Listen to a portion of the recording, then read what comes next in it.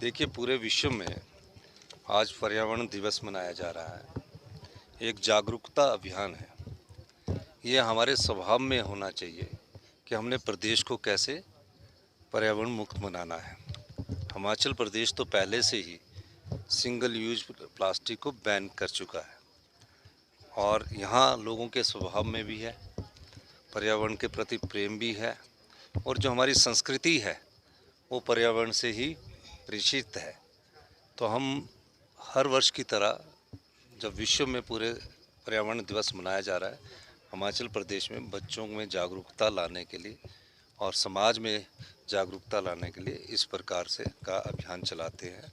निश्चित तौर पर हिमाचल प्रदेश और पूरे विश्व में प्लास्टिक के यूज़ का बैन होना चाहिए, क्योंकि वो हमारी पृथ्वी जो है, हमारी धरती जो है, उसको खराब कर रहा है।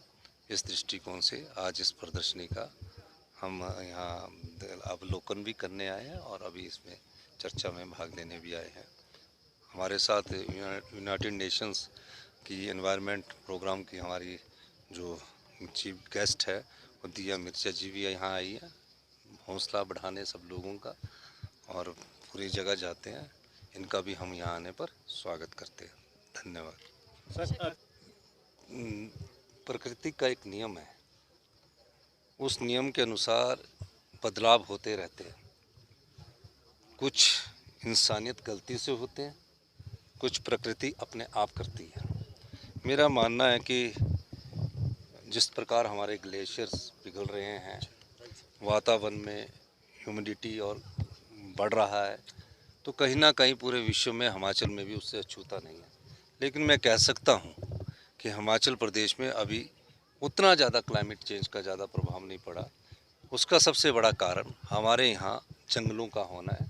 68% हिमाचल की जो भूमि है वो वन भूमि के अंतर्गत आती है और इसके कारण हमें थोड़ा सा कम नुकसान हो रहा है। लेकिन जब प्रभाव पड़ता है तो एनवायरमेंटली वो सारी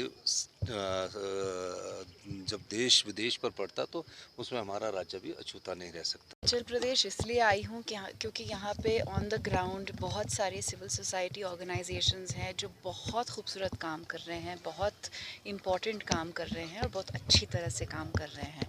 उनका हौसला बढ़ाने, उनको सेलिब्रेट करने, उनको रिकग्नाइज़ करने। एज एन इंडिविजुअल मेरा ये मानना है कि हम सब में ये क्षमता है कि हम सिंगल यूज़ प्लास्टिक्स का उपयोग ना करें और अपनी जो एक्शंस हैं, इंडिविजुअल एक्शंस हैं, उससे बहुत सारे दूसरे लोगों को जो हमारे एनवायरनमेंट से जुड़े हैं, जो हमारे करीब हैं, जो हमारे आसपास है, वो हमें देखकर हमसे सीखे। 8 साल पहले जब मैंने अपने ख़ुद का बॉटल लेकर मैं हर जगह जाती थी, मैंने एक हैशटैग भी बनाया था ट्रैवलिंग बॉटल। तब लोग हंसते थे, कहते थे ये तो बड़ा इनकन्वीनियंट होगा, तुम हर जगह अपना बोतल लेके पहुंच जाती हो। तो मैंने कहा कि एक एक एक्शन से ही, मतलब हर एक बूंद से ही तो समुंदर बनता है। अगर हम एक बॉटल से उसको 100 हज़ारों बॉटल्स में कन्वर्ट कर सकते हैं, 8 साल में आई probably avoided thousands of bottles from entering the oceans and waterways. It feels like a personal victory. और ये जो एहसास है हम सब में होना चाहिए। अपने खुद का कप, अपने खुद की कटलरी, अपने खुद का बोतल, और हमारा देश दुनिया भर में प्रचलित है इस जानकारी के लिए कि हम एक्चुअली जो हमारी जो लेगेसी है, हमारा जो हेरिटेज है, वो सस्टेनेबिलिटी से इतनी करीबी से जुड़ा हुआ है। हम जिस तरह के आज इनफैक्ट जो एग्ज़िबिशन में हम से गुज़रे हैं और स्टॉल्स में जो हमने काम देखा है, पत्तों से बना हुआ प्लेट, पत्तों से बना हुआ कप, इंडिया कभी भी सिंगल यूज़ प्लास्टिक्स का इस तरह से उपयोग नहीं करता था। आज अभी पिछले 10-20 साल में ये सब बहुत होने लगा है। और ये जो सिंगल यूज़ प्लास्टिक्स है form a component of 60% of 400 million tons of plastic that is entering our world every year. और ये जो समस्या है ये दुनिया की समस्या है, लेकिन हम स्टेट लेवल पर, नेशनल लेवल पर, ग्लोबल लेवल पर इस पर काम करेंगे तो ही सल्यूशन होगा।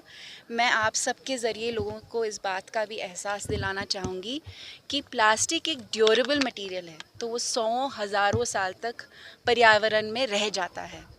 इसका मतलब ये भी है कि प्लास्टिक एक्चुअली कहीं जाता नहीं, वो छोटे छोटे छोटे पीसेस बनकर माइक्रो प्लास्टिक्स के रूप में आज के तारीख में साइंटिफिक रिपोर्ट्स के हिसाब से माँ के दूध में पाया गया है, बच्चे के प्लेसेंटा में पाया गया है, और इस पे हेल्थ का इम्पैक्ट होता है।